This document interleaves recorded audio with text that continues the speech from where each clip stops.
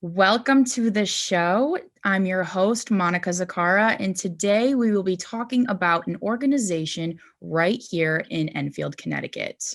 The Enfield Safe Harbor Warming Center is a nonprofit organization that helps the homeless here in Enfield to find a warm place to stay during these long, cold winter nights.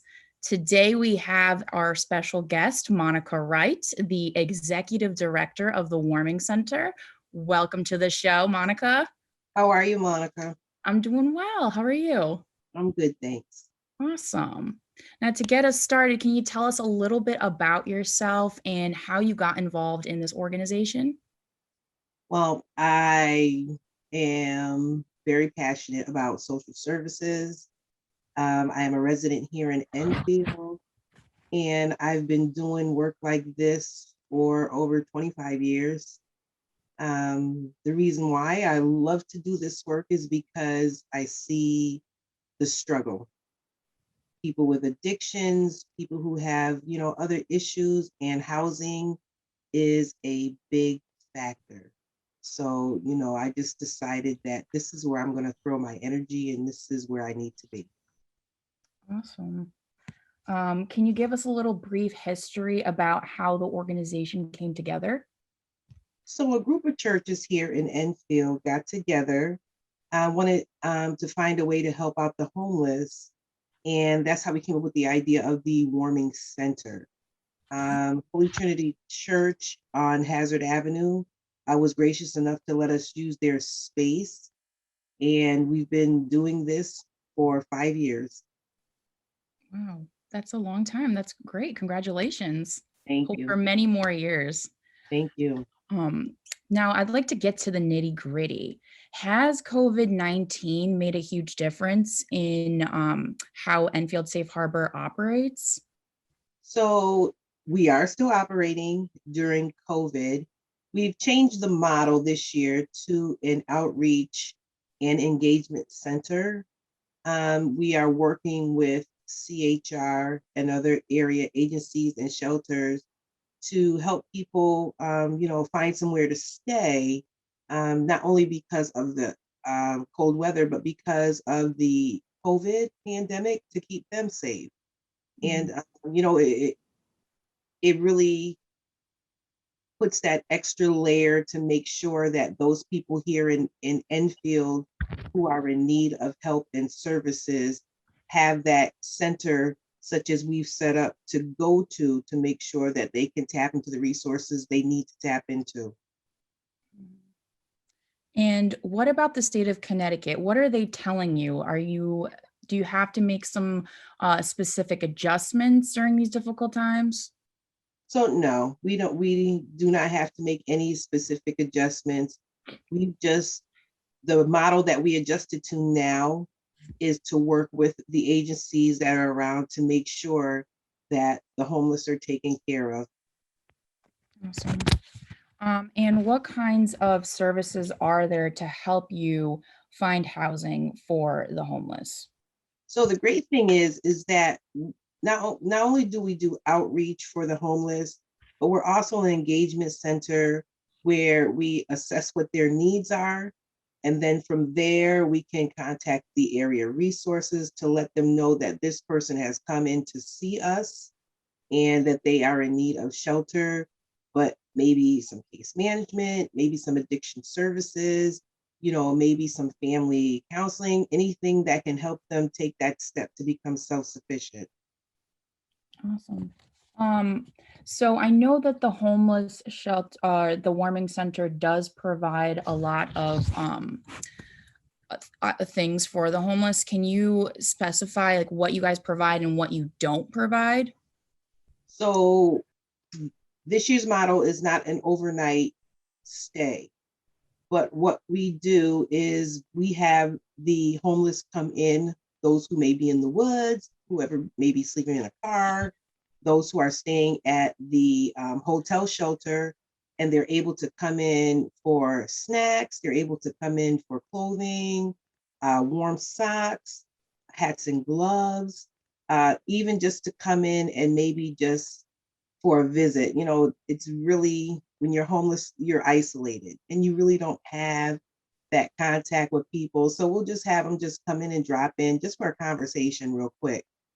But we really make sure that we have the provisions available for them while they're staying in the hotel. Anything Um, from blankets, pillows, comforters, whatever they need, it's there. that's so nice. Now you did mention that you're not providing overnight shelter, but is there like a limited capacity? So at the hotel, there is enough space for 20 people.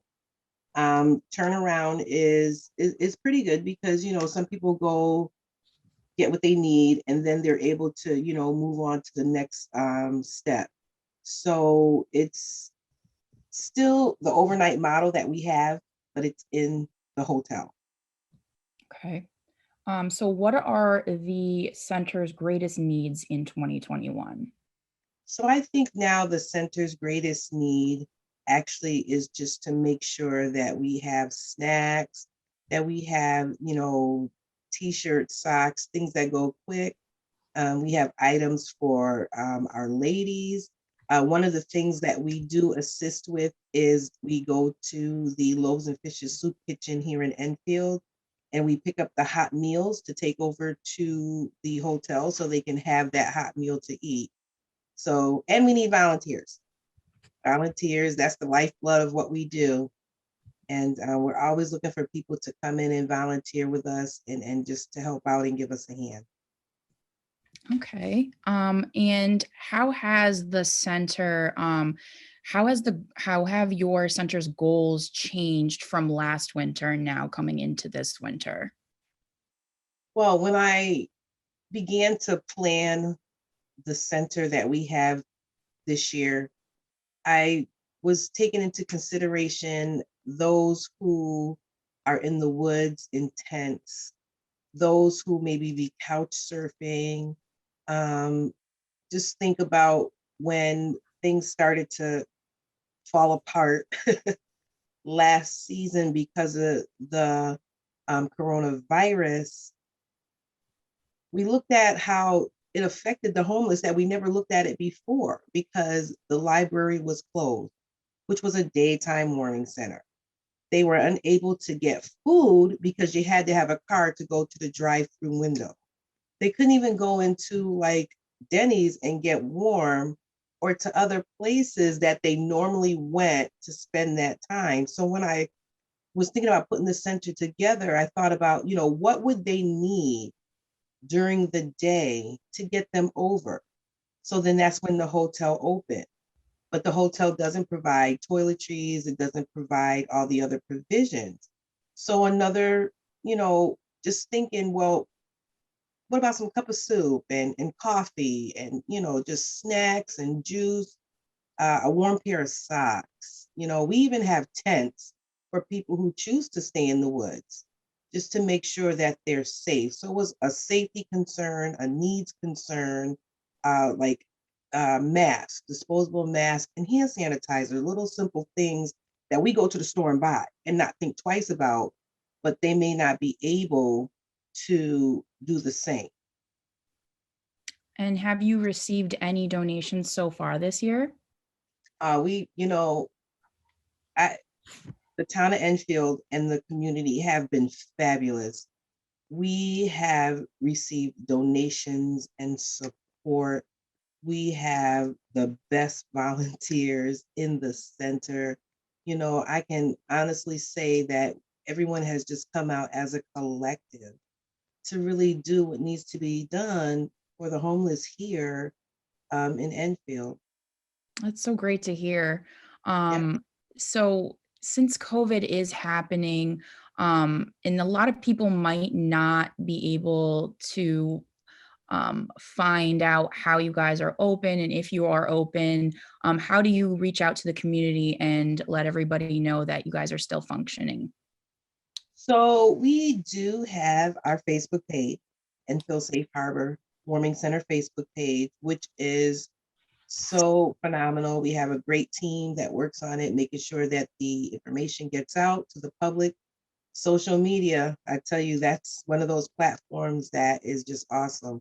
We also have a website, which is enfieldSafeHarbor.org, where people can go to and not only get information, but they can also donate to the warming center.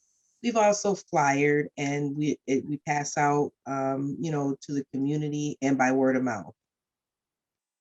Okay, cool. And what were some of the biggest challenges that you faced with the conversion from the warming center to the outreach center? Honestly, it was a smooth transition. St. Patrick's Church, or St. Raymond of Pennafort, at the corner of Pearl and High Street, was gracious enough to let us use their hall to set up, which put us right in the middle of Thompsonville where we needed to be. And I'm telling you, it's amazing because the people that we really wanted to reach out to, the ones who are in the woods, the ones who are, just in corners and on the streets, those were the people that we were able to reach this year. And some of them decided to stay, and that's fine, but they know they were going to be taken care of.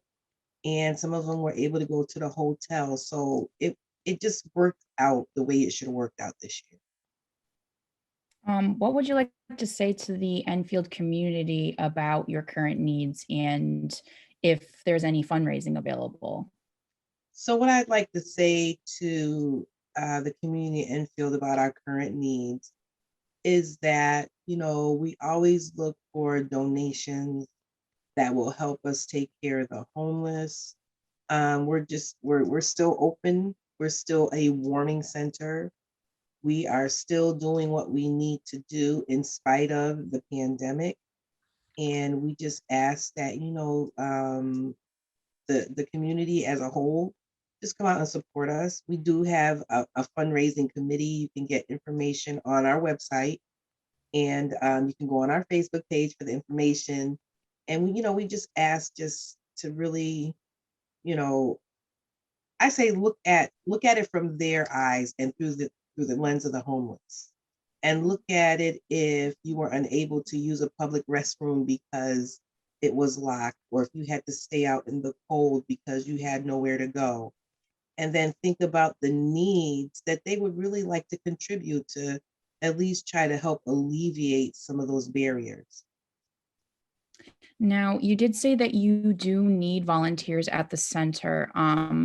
And did you want to elaborate how volunteering looks like now as opposed to previous years? So the volunteers at the center, you know, they're amazing. They come in, we have donations come in, we go through the donations, we make sure everything is bagged for safety. Every protocol we work with. When the donation comes in, we make sure everything is individually bagged and wrapped. And that is, the volunteers, they are really on top of making sure we have a volunteer who just comes in and cleans for us while we're open from 6 to 9. She wipes down the tables and chairs, and we just have, everyone just does their little part to make sure that everything runs smoothly. Now, who trains the volunteers? That would be me. I do the volunteer training, and just from my experience working with the homeless, it's easier to just, train the volunteers, because it's not just really kind of training them to do the work that needs to be done, but it's really training them to understand the population that we're working with, and to understand some of the challenges and some of the barriers that they face.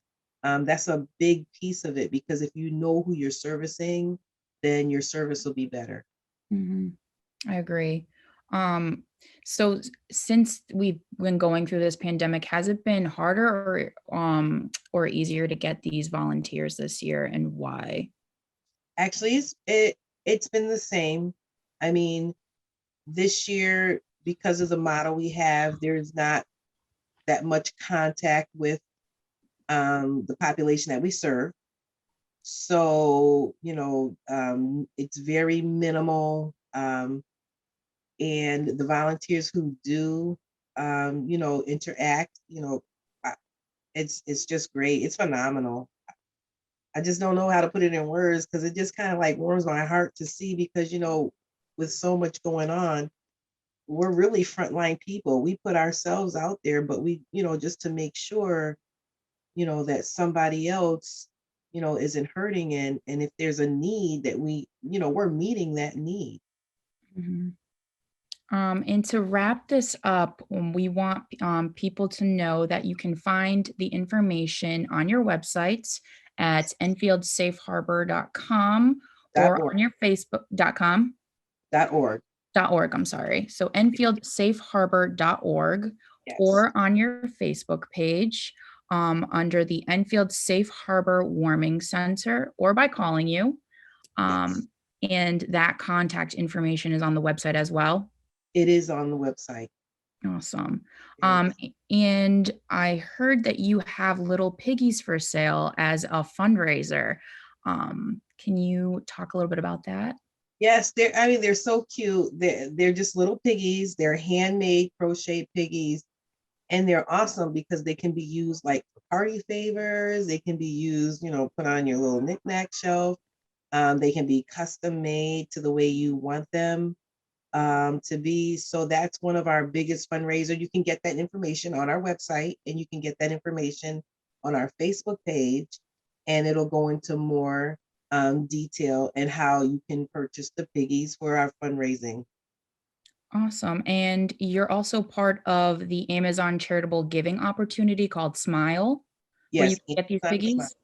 Yes, Amazon Smile. When you go to make your order, make sure you click on Amazon Smile. They will definitely ask you what organization you would like to support. Please click on Enfield Safe Harbor Warming Center and show us your support. And is there anything else that you want the Enfield community to know about your organization? I just want the Enfield community to know about our organization is that what we do from the heart. We don't get a lot of money. We are sustained by the donations in the community and we thank them. But just to let them know that we're committed to making sure that the homeless here in Enfield are taken care of and their needs are met. And if it wasn't for the Enfield community, we wouldn't be able to accomplish, what we're doing. And are you still feeling good about choosing this path for your life? I am. I love it. This is my passion and my calling. People ask me, do you ever get burnt out? I don't. I honestly don't because doing this kind of work, it helps me. It puts me in a perspective, as a single mother, I remember that I had one foot in my apartment and one foot on the sidewalk. And when I was going through trying to figure out how to make sure me and my family were taken care of, I had to learn a lot of things on my own. And I said, when I learn what I need to learn, I'm going to pass that on. So it's by experience also. And when I see that people who've come through the warming center are housed and they have permanent housing and they're working and they're actually sustaining and they're productive members of society, that lets me know that my job was done. If I could just give a real quick story, we had a couple come in from Hartford sent them to us, and we usually don't take Hartford people, but I said, let them come in. So they came in and both of them got jobs here in Enfield. And while they were staying at the warming center, they saved up their money. When the warming center closed, they got an apartment. And then now they're married. They have 2 children and they are doing awesome. And I keep in touch with them too. I'm getting emotional, but because you see that if you just give somebody a chance, they will take that chance and they will run with it. And that's what they did. And most of the people who come through our warming center, because we want to lift them up, they're very successful today. So good to hear. Yeah. Um, and I'm assuming you are open to anybody from the Enfield community and as well as other places that in Connecticut that do need help like this, because I know that there are not a lot of centers like this available all over Connecticut. Right. Well, with the pandemic, a lot of places are running at half capacity, but we do service Enfield, but we will not turn anyone away. Awesome. Well, thank you so much for being our guest with this valuable information, your energy, and all this important information that the Enfield Safe Harbor Warming Center is providing with its challenges during the COVID crisis and a pathway where we can all help out and be a community together. Um, Thank you all for tuning into the show. Please share this interview with everybody that you know, and we hope that you will partner with us and the Enfield Safe Harbor Warming Center to help out the homeless. Have a good night, everybody.